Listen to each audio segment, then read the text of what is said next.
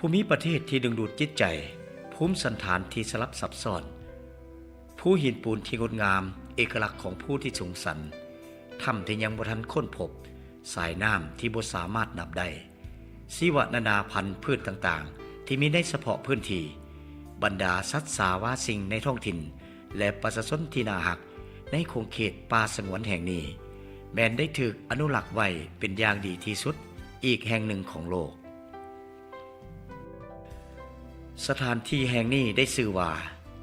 ป่าสงวนแห่งชาติหินน้ำนอย้อนรูปหินปูนคล้ายคือมันออกนอเป็นน้ำเป็นพื้นที่แห่งทิวทัศน์น้ำหินปูนเป็นจุดใจกลางภูหินปูนแหลมอินโดจีนที่เชื่อมโยงกับสายภูหลวงป่าสงวนแห่งชาติหินน้ำนอตั้งอยู่เมืองบัวลพาแขวงขมวนห่างจากตัวเมืองท่าแขกตามเส้นทางเลขที่12ไปทางทิศตะวันออก135กิโลเมตรเป็นพื้นที่ภูหินปูนที่กว้างใหญ่กว่าหมู่ในอาซีตะวันออกเฉียงใต้มีเนื้อที่ทั้งหมด 82,000 เฮกตาร์มีชายแดนติดกับอุทยานแห่งชาติฟองหยาแก่บางทางภาคกลางของประเทศเวียดนามที่เป็นระบบนิเวศภูหินปูนที่ขึ้นชื่อเป็นแหล่งมรดกโลกด้านธรรมศาสตร์ความสลับซับซ้อนและความหลากหลายทางด้านธรณีลักษณะการกำเนิดและการเปลี่ยนแปลงด้านธรณีวิถีเกิดขึ้นในป่าสงวนแห่งชาติหินน้ำนอซึ่งก่อให้เกิดมีพื้นที่ผาหินปูนที่กว้างใหญ่และสวยสดงดงามมีความเป็นเอกลักษณ์เฉพาะที่โดดเด่นทางด้านธรรมศาสตร์ประวัติความเป็นมาทางด้านธรณีเกี่ยวกับหินที่เกิดขึ้นตามหน้าดินอยู่ในยุคถ่านหินแม่นผาหินปูนที่ผ่านวิวัฒนาการจนมาฮอดปัจจุบันการกำเนิดของดินในเขตนี้แม้นถูกก่อตัวขึ้นของภูหินปูนที่กว้างใหญ่เลี้ยนกันหนาถึง 1,100 เมตร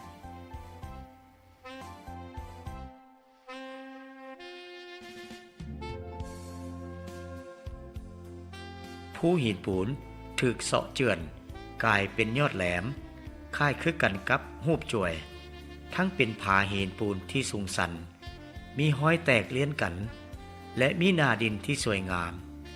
มีห้องห้อยน้ำเสาะเจือนตามหน้าผาหินและจอมผาขบวนการก่อตัวใหม่และความบริสุทธิ์ของผาหินปูน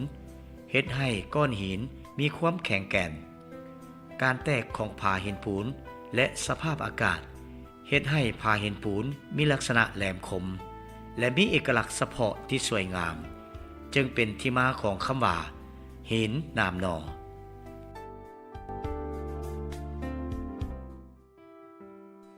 ป่าสงวนแห่งชาติหินน้ำนอนอกจากจะเป็นภูหินปูนที่สวยงามแล้วยังมีป่าไม้ทึบหนาเนื้อที่ของป่าไม้รวมถึง70ส่วนห้อยตามเปื้อนภูก็เต็มไปด้วยต้นไม้ใหญ่น้อยเลี้ยนกันเขียวทุมมีต้นไม้หลากหลายชนิดมีทั้งไม้ที่อนุรักษ์ก็คือไม้ประเภทที่กำลังจะสูญพันธุ์ซึ่งแสดงให้เห็นถึงความอุดมสมบูรณ์ของธรรมชาติในเขตนี้นอกจากป่าไม้ที่ทึบหนาแล้วก็ยังมีถ้ำอีกเป็นจำนวนหลวงหลายโดยเฉพาะแม่ถ้ำน้ำลอดเซบังไฟแม่น้ำเซบังไฟมีต้นกำเนิดมาจากเขตสายผู้หลวงระหว่างประเทศลาวและเวียดนามในจินตนาการคล้ายคือกับว่าแม่น้ำได้สูญหายไป7 กิโลเมตรโดยไหลลอดผ่านอุโมงค์ที่ยิ่งใหญ่ใต้ภูหินปูนของภูหินน้ำนอแล้วมาปรากฏให้เห็นอีกด้านหนึ่งของปากถ้ำบริเวณปากถ้ำแม้นเป็นวังน้ำที่กว้างใหญ่พอสมควรมีน้ำใสสะอาดและยังเป็นเขตวังสงวนของสัตว์น้ำอีกด้วยความยาวของถ้ำมันมีอยู่8 กิโลเพราะแต่ลงยาวของมันนะแต่ละปีมีนักท่องเที่ยวมาหลายๆคนนักท่องเที่ยวต่างประเทศแด่บางคนก็สุดท้ายคือเขาถ้ำไฟสอดมานอนอยู่ปากเทิงนี้เป็นคืนมันมีต่างประเทศ มีฝรั่งอังกฤษกับเวียดนามกลับมาเที่ยวทำเสียบังไฟจุดพิเศษของทำนวดเสียบังไฟมันก็มีหินเพชรหินไข่หินแบบไข่นกนะ ถ้ำน้ำลอดเซบังไฟเป็นถ้ำที่มีแม่น้ำไหลผ่านกว้างถึง76 หา 200 เมตรและสูงถึง53 หา 120 เมตรภายในถ้ำประดับประดาไปด้วยหินย่อยและหินงอกที่มีขนาดน้อยใหญ่และรูปร่างลักษณะที่แตกต่างกันบางอันก็คล้ายคือกับตัวสัตว์บางอันก็คล้ายคือกับวัตถุสิ่งของเครื่องใช้ต่างๆเช่นม้าหอนเพราะหินที่งอกขึ้นมานั้นมีลักษณะคล้ายคือกับม้านางหอนวังไข่มังกรวังสร้างนอนบางบอนก็มีรูปร่างคล้ายคือกับผากังผ้าเข่าทิพย์ไข่มุกและอื่นๆเวลาใดที่หินเหล่านี้กระทบกับแสงมันก็จะทรงประกายแสงเหลื่อมระยิบระยับคล้ายกับเพชรพลอยอัญมณีที่ล้ำค่าและสวยสดงดงามตระการตาแก่ผู้ที่มาเบิ่งมาชมเป็นอย่างยิ่งความสวยสดงดงามและความมหัศจรรย์นี้แม้นธรรมชาติเป็นผู้สร้างแต่งขึ้นมาเองเบิ่งแล้วก็เป็นน่าอัศจรรย์ใจหลายคล้ายคือกับว่ามีผู้ใดไผคนหนึ่งเป็นผู้ตกแต่งมันขึ้นมาซึ่งเหมาะสมแก่การท่องเที่ยวเป็นที่สุดแม่น้ำเซบังไฟ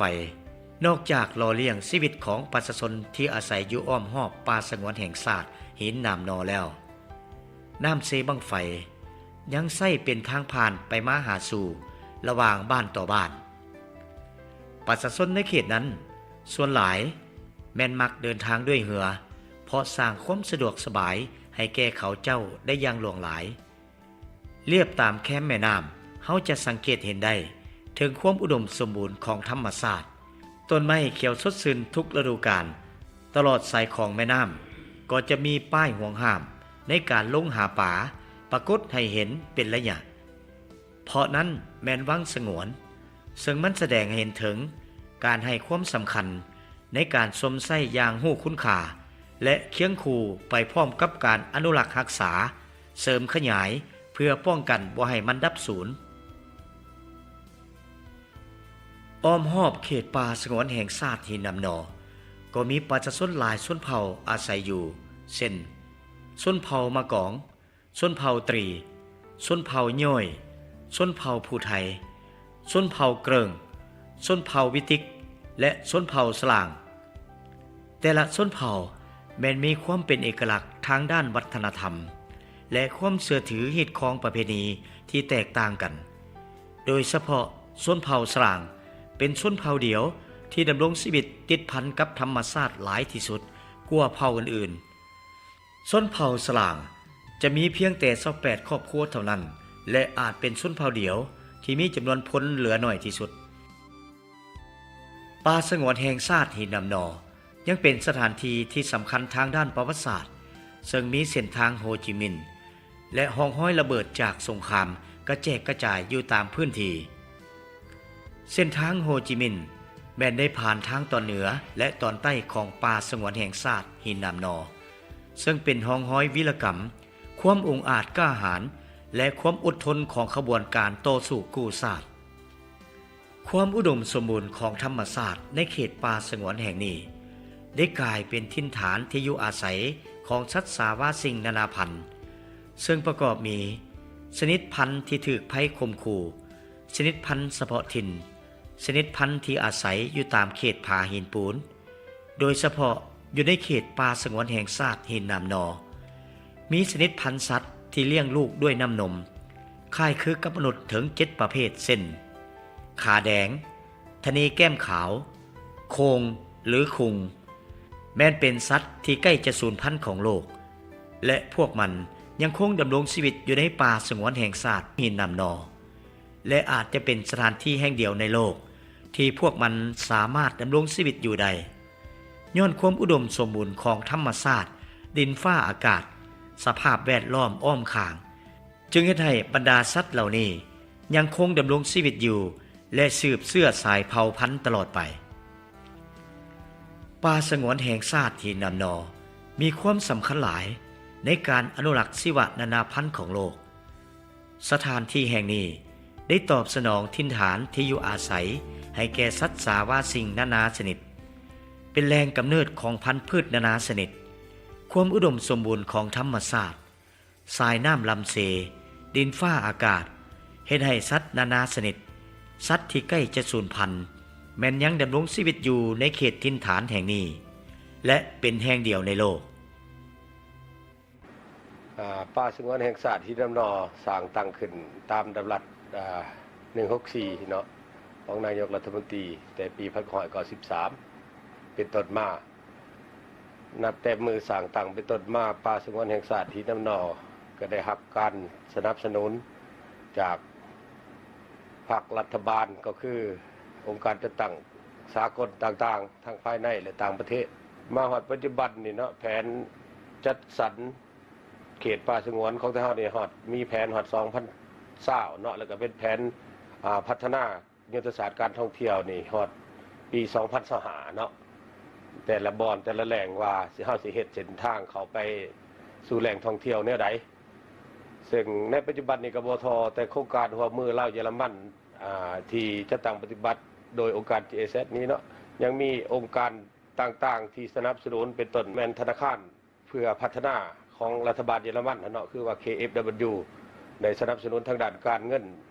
เพื่อปรับปรุงชีวิตการเป็นอยู่หรือปรับปรุงเส้นทางอย่างต่างๆอ้อมหอบหินน้ำนอนี้ซึ่งโครงการดังกล่าวนี่สนับสนุนทางด้านการเงินเนาะซึ่งผ่านกระทรวงการเงินจนฮอดปี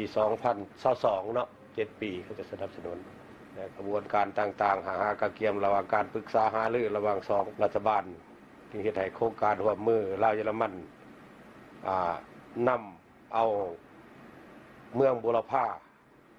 เป็นเมืองต้นแบบของโครงการร่วมมือลาวเยอรมันในการ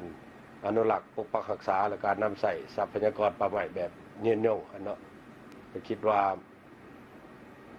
ในอีกบ่ดนเฮาก็สิได้เห็นใบหน้าอันใหม่ที่ว่าหินน้ำนอก็สิเป็นแห่งทมิตรในประเทศลาวที่รัฐบาลได้นำเสนอเอาเขาเป็นมรดกโลกทางด้านธรรมศาสตร์พรรคและรัฐบาลพร้อมกับประชาชนอ้อมข้างได้เอาใจใส่ในการอนุรักษ์รักษา